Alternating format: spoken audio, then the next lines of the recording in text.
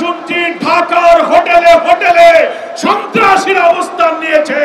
আমরা আজকে দেখতে পাচ্ছি বাংলাদেশের রাজনীতির ইতিহাসে স্বাধীনতার 54 বছর পর ঐতিহাসিক পল্টন মোড়ে এই বিশাল যে মহাসমাবেশ, এটা আগামী দিনের রাজনীতির একটি মাইল ফলক হয়ে থাকবে।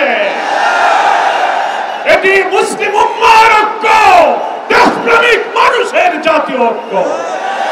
একটা কথার জন্য আজকে জাতি অপেক্ষা করছে, একটি অবাধ সুষ্ঠু নিরপেক্ষ নির্বাচনের জন্য সরকারের গঠিত জাতীয় ঐক্যমত্য কমিশন প্রায় 9 মাস চেষ্টা করে সাংবিধানিক, রাজনৈতিক, প্রশাসনিক, বিচার বিভাগীয় নানান সংস্কারের মধ্য দিয়ে আমরা যখন প্রায় একমত হয়েছি আগামী 26 ফেব্রুয়ারির নির্বাচনের জন্য, তখন একটি মহল থেকে ষড়যন্ত্র শুরু হয়েছে।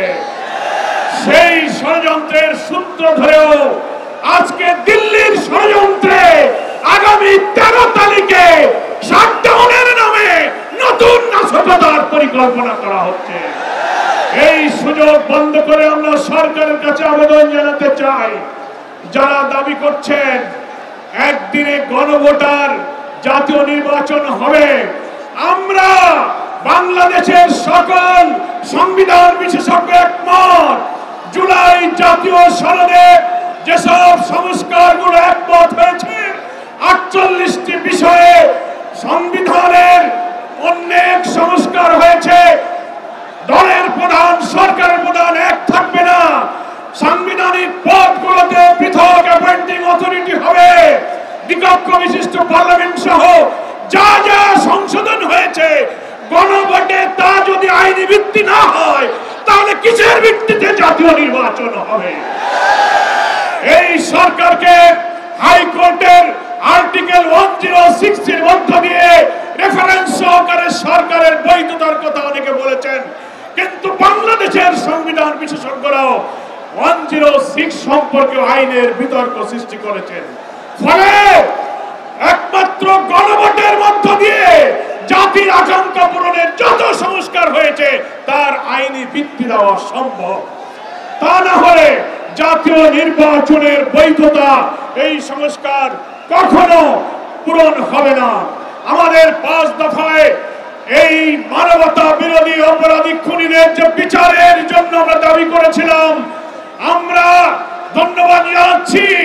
ট্রাইব্যুনালের বিচার প্রক্রিয়া এগিয়ে যাচ্ছে। যখন এই নভেম্বরে কিছু অপরাধীদের যখন রায়ের সম্ভাবনা, তখনই ফ্যাসিস্টরা বাংলাদেশ জুড়ে ককটেল গাড়িতে আগুন দিয়ে নাশকতার ষড়যন্ত্র করছে।